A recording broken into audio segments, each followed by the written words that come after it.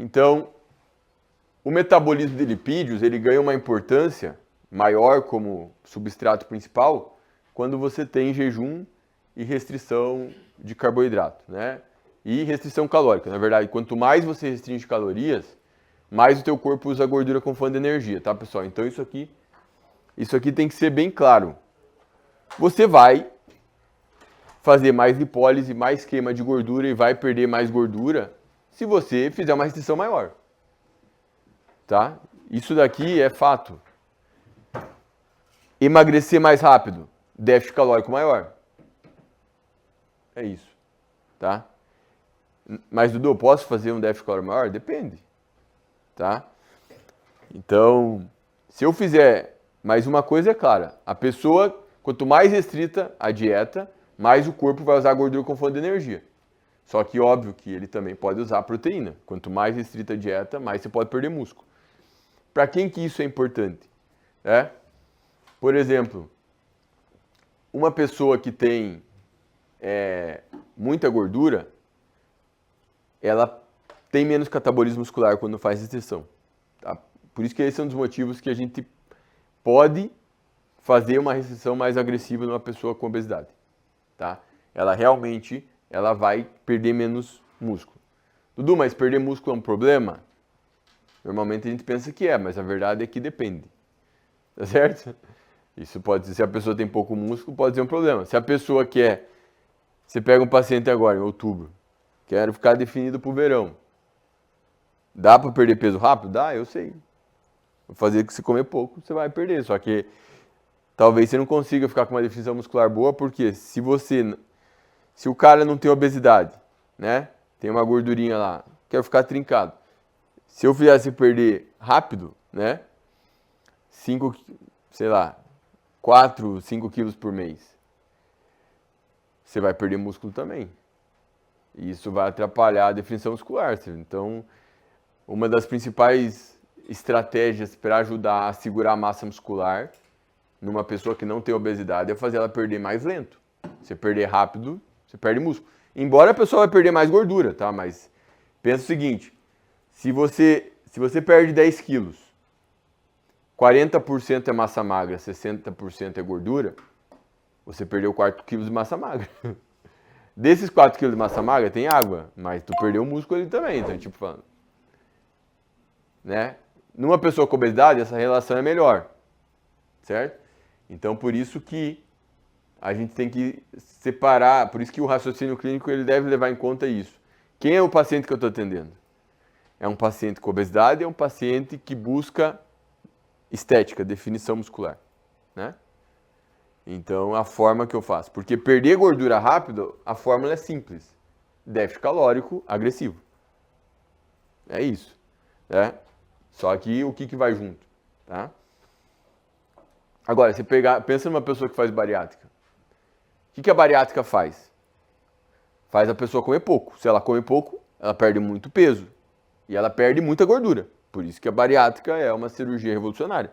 Porque a pessoa realmente perde muita gordura. Mas ela perde bastante massa magra também, principalmente se não fizer exercício. O principal fator que segura a massa magra é o exercício, não é a proteína.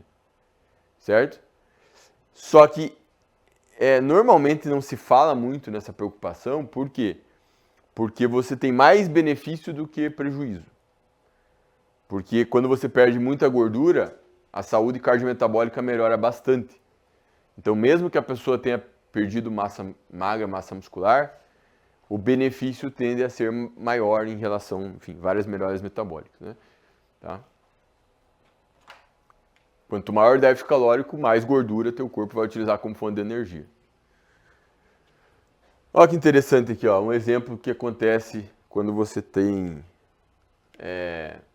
cetose. Né? Quando você começa a ficar em jejum, num primeiro momento, essa linha azul aqui é a glicose que vem da dieta, né? Depois de umas 4 horas, o teu corpo já não está usando mais a glicose que veio da dieta, ele já está usando o glicogênio do fígado. Né? Esse glicogênio do fígado, né, ele vai sendo utilizado por algumas horas. E aqui está supondo que o glicogênio estava cheio. E ele vai baixando, né? o corpo, antes do glicogênio hepático esgotar, o corpo já está fazendo glicose a partir da gliconeogênese. Então não precisa o glicogênio do fígado acabar para fazer gliconeogênese. Só que essa gliconeogênese ela vai ganhando importância principalmente depois de 12, 15 horas de jejum. Tá? E a gliconeogênese então vai dominando, por quê? Porque o estoque de glicogênio do fígado ele vai esgotando, né? Então a gliconeogênese aqui domina, né? E chega o momento que ela diminui. Aqui a gente está falando de uma pessoa que não está comendo mais, tá? Está em jejum. Essa quebra da gliconeogênese, ali ele colocou ali perto do 6º dia, mas na verdade ela já acontece no 3º, 4º dia. É justamente quando a cetose está dominando, tá? Por quê?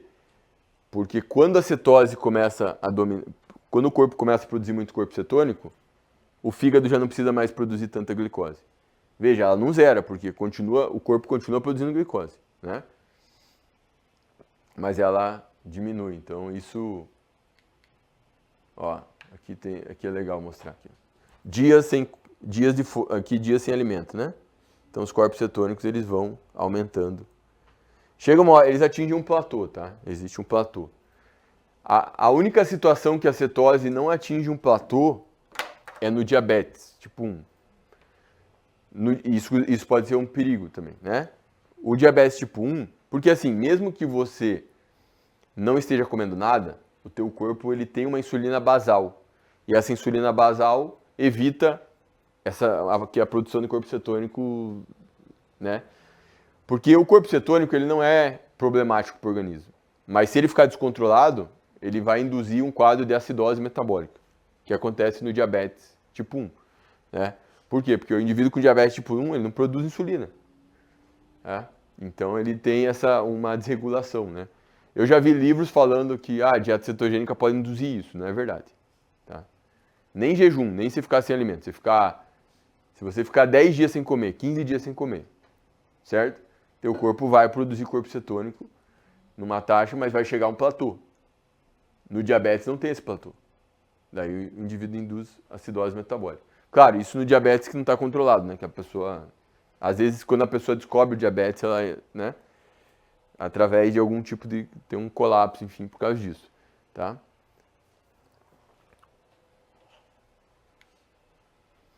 Legal essa figura aqui que mostra, né, que a glicose depois de um tempo ela fica mais baixa, né? Uma pessoa que ficar em jejum completo, ela vai ter uma glicemia baixa, vai ficar aqui, por exemplo, por vários dias, né? Ou seja, o corpo está produzindo o mínimo de glicose que ele precisa. É tipo, o corpo, ele, numa situação de jejum, ele faz de tudo para otimizar ao máximo o aproveitamento dos combustíveis metabólicos, né? Então, ele prioriza os ácidos graxos como fonte de energia, né? Ele usa a proteína lá para produzir glicose, mas o mínimo que ele precisa, né?